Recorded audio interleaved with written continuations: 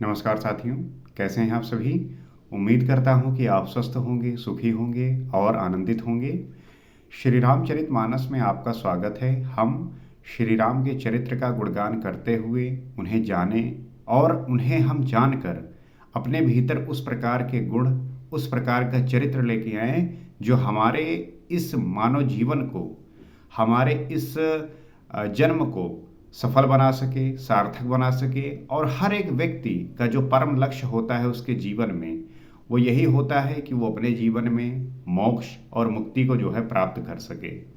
और ये तभी आता है जब आप ज्ञानी होते हैं, जब आप विवेकी होते हैं, जब आप चीज़ों को समझते हैं और आपके भीतर वो प्रकाश उत्पन्न होता है जो आपको सदैव इस बात से अवगत कराता है कि आप जो है बहुत ही उत्कृष्ट काम, बहुत ही संवेदनशील चीज़ों पर आपकी जो दृष्टि है, आप एक सामान्य जीवन को जीते हुए, एक आप सामान्य लोगों के बीच में रहते हुए, वो वैरागी, वो सन्यासी होकर उस अवस्था को प्राप्त कर सकते हैं जो होने के लिए आपका जन्म हुआ है।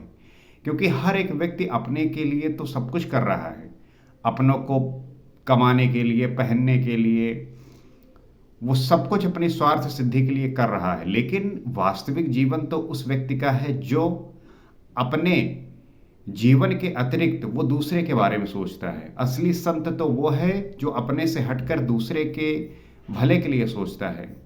यहाँ पे जब कोई कार्य करवाते हैं तो एक पैसा जो है नहीं छोड़ते। जिस बात पे पैसा की बात हो जाती है उससे जो है ऊपर नीचे करने को तैयार नहीं है। थोड़े थोड़े पैसों के लिए आजकल तो मर्डर भी हो रहा है। कोई व्यक्ति अगर इस प्रकार से जीवन को जी रहा है तो वो कैसे जो है मुक्ति और मोक्ष प्राप्त करने की कल्पना कर सकता है? वो तो सीधा जीता जागता जो है राक्षस और जीता जागता जो है वो मनुष्य की अधोगति में स्थित है। उसको पाप तो इस प्रकार से महसूस होगा, उसको ये बात रियलाइजेशन होगा कि वो कर क्या रहा है। अगर ये बात क्यों रियलाइज होंगी कि कब जो है वो व्यक्ति अच्छा कर रहा है, ये बुरा कर रहा है। आप देखेंगे लोग बुरे से बुरा कार्य कर डालते हैं, उसके बावजूद भी उनको पश्चाताप नहीं होता। क्यों? क्योंकि शायद उन्होंने बैठकर इस बात के एक बार चिंतन भी नहीं किया, ध्यान भी नहीं किया, या कुछ और कारण है। क्या लोग इतने बेपरवाह और इतनी बेहोशी में हैं कि उन्हें इस बात का सोच भी नहीं है कि वो कर क्या रहे हैं? तो जो श्री रामचरितमानस है, जो ये कथा है, आपको वही सारी बातों को याद दिलाता है, सचेत करता है। जब आप ध्यान करते हैं तो वही बातें आपको सदैव आपके सामने प्रकट होती हैं कि आप कर क्या रहे हैं। कोई भी व्यक्ति अपने जीवन को अगर देखना चाहे ध्यानपूर्वक तो एक बार आंख बंद करके बैठे और फिर वो पाएगा कि एक्चुअली में वो कर क्या रहा है, जीवन का उद्देश्य क्या है, उसका जन्म क्यों हुआ है, वो जो कर रहा है उसके लिए सार्थक है कि नहीं। यहाँ पे तो लोग जो है खाने के लिए मरे जा रहे हैं। यहाँ लोग जो है अपनी एक गलत छाप को छोड़ने के लिए मरे जा रहे हैं।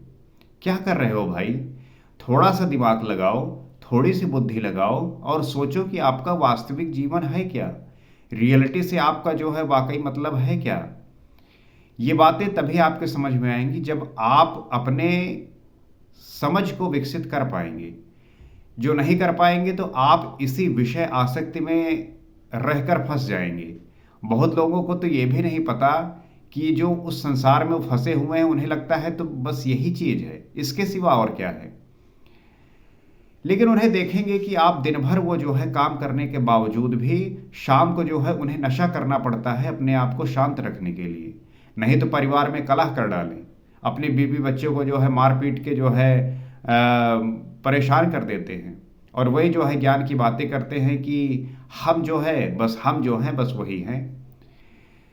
तो बेवजह और बेकार की बातों से निकलकर किसी भी व्यक्ति को अगर इस स्थान को प्राप्त करना है कि जहाँ पे वो इन सारे तुक्ष वासनाओं को त्याग कर जीवन की जो वास्तविक मूल्य संरचना हुई है जानने की, उसे प्राप्त करने की कोशिश करें। इसमें आपका योग ध्यान जो है सबसे ज़्यादा कारगर होगा।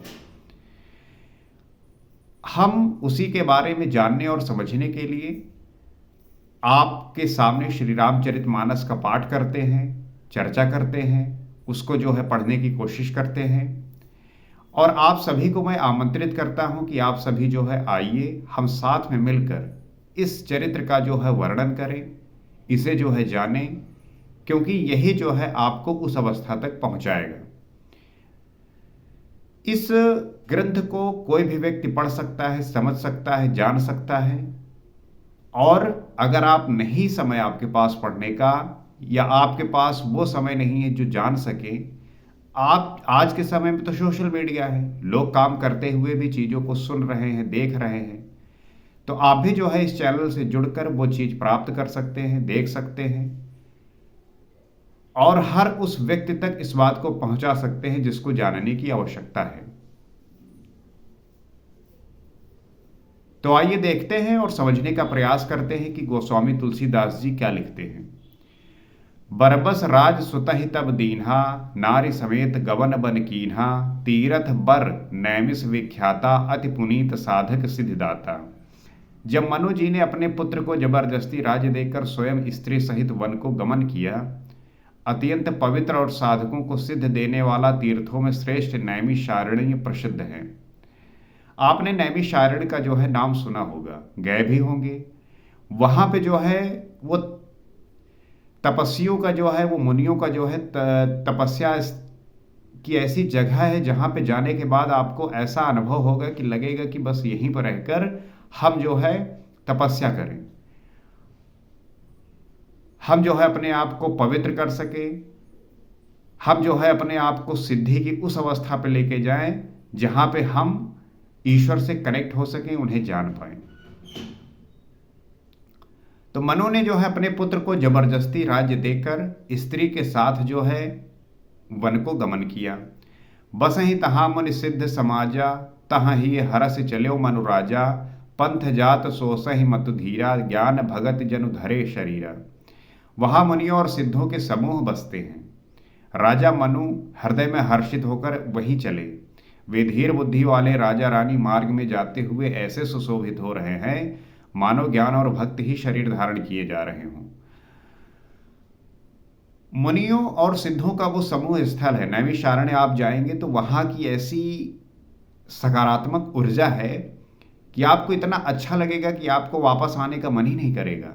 अगर आप में से कोई भी व्यक्ति वहां पे गया है तो आप अपने एक्सपीरियंस को शेयर करिए, बताइए कि क्या महसूस हो सकता है, कैसे जा सकते हैं, कहाँ स्थित है ये, और आज के समय में जो व्यक्ति वहां जा रहा है वो कर क्या रहा है, वो स्थान किस चीज की है और वो कर क्या रहा है वहां पे। तो राजा मनु हृदय में हर्षित होकर वहीं चले। वो धीर बुद्धि वाले राजा रानी मार्ग में जाते हुए ऐसे सुशोभित हो रहे हैं मानो ज्ञान और भक्ति शरीर धारण किए जा रहा हो। अगर आपको मोक्ष और मुक्ति प्राप्त करनी है, अगर आपको उस ईश्वर से कनेक्ट होना है, तो ज्ञान और भक्ति का होना आवश्यक है। जब ज्ञान आता है तब भक्ति होती है, भक्ति आता है तो ज्ञान होता है, ये एक दूसरे के पूरक हैं। पहुंचे जाई धेनवत तीरा, हरसि नहाने निर्मल नीरा, आए मिलन सिद्ध मुनि ज्ञानी, धर्म धुरंधर नृप ऋष जानी। चलते चलते वे गोमती के किनारे जा पहुंचे। नैमिषारण्य जो है वो गोमती नदी के किनारे है, आप गए होंगे वहां पे। हर्षित होकर उन्होंने निर्मल जल में स्नान किया और उनको धर्म धुरंधर राजर्षि से जानकर सिद्ध और ज्ञानी मुनि उनसे मिलने आए। उन्होंने गोमती नदी में स्नान किया। हर्षित होकर जो है सारे जो वहाँ के सिद्ध और ज्ञानी थे वो उनसे मिलने आए, क्योंकि इतने धर्म धुरंधर राजा जो है अपने राजपाट को छोड़कर वहाँ पे तपस्या के लिए आए हैं। जहाँ तहाँ तीर्थ रहे सुहाए, मुनि सकल सादर करवाए, कृस शरीर मुनिपट परिधाना, सत समाज नित सुनहि पुराना। जहाँ जहाँ सुंदर तीर्थ थे मुनियों ने आदर पूर्वक सभी तीर्थ उनको करा दिए। वहाँ पे जो भी सुंदर तीर्थ थे मुनियों ने आदर सहित जो है तीर्थ कराया। उनका शरीर दुर्बल हो गया था, वे मुनियों से वल्कल वस्त्र धारण करते थे और संतों के समाज में नित्य पुराण सुनते थे।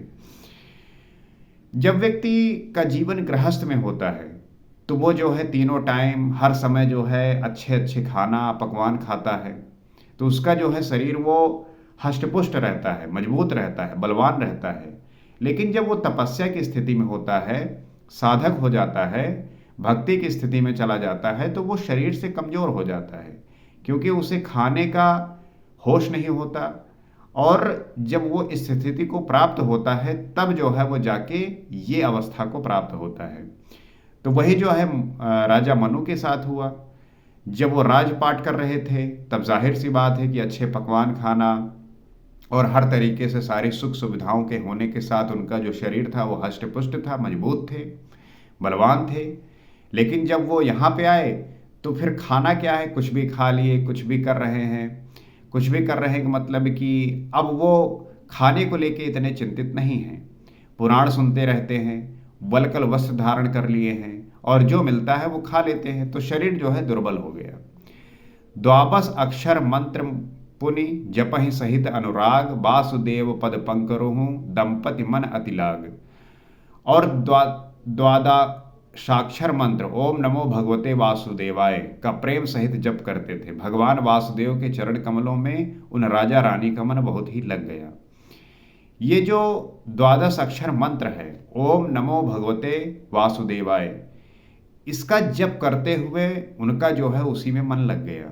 आप देखेंगे बहुत सारे ऐसे जो है लोग होते हैं जो इस मंत्र का जाप आज भी करते हैं, लेकिन इस मंत्र को जाप करते हुए जो आपका चेतन है, जो आपका मन है, वो सदैव इस बात में सुमिरन लगा रहे। ये नहीं कि जब तो आप मुंह से ये कर रहे हैं ओम नमो भगवते वासुदेव देवाय और आपका मन जो है यहाँ से गायब है, वो सोच रहा है कि अगर आज जो है खाने में रसगुल्ला मिल जाते तो आनंद आ जाते। अगर आप ऐसी आकांक्षा के साथ ओम नमो भगवते वासुदेव का जाप कर रहे हैं तो इसका लाभ आपको नहीं मिलेगा। आपका मन जो है आपके बिल्कुल ही ध्यान में होना चाहिए, आपका मन आपके साथ होना चाहिए, आप जो कर रहे हैं उसमें पूर्ण रूप से होना चाहिए। तो इस जो है द्वादश जो अक्षर का मंत्र है, इसमें वासुदेव चरण कमल, भगवान जो वासुदेव के चरण कमलों में उन राजा रानी का जो है मन लग गया। करहि आहार साक फल कंदा, सुमरहि ब्रह्म सक्षिदानंदा, पुनः हरि हेतु करन तप लागे, बारी आधार मूल फल त्यागे।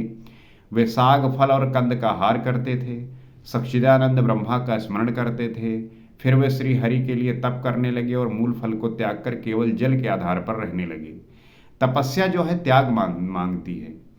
पहले तो वो जो है साग फल और कंद के आहार पर रहते थे, सक्षिदानंद ब्रह्मा का स्मरण करते रहते थे, फिर हरि के लिए तप करने लगे और मूल फल को त्याग कर केवल और केवल जल के आधार पर रहने लगे, सिर्फ जल पीकर रहने लगे।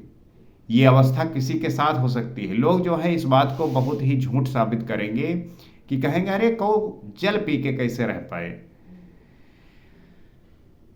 यही जो है हमारे अज्ञानता का जो है लक्षण है। हम जो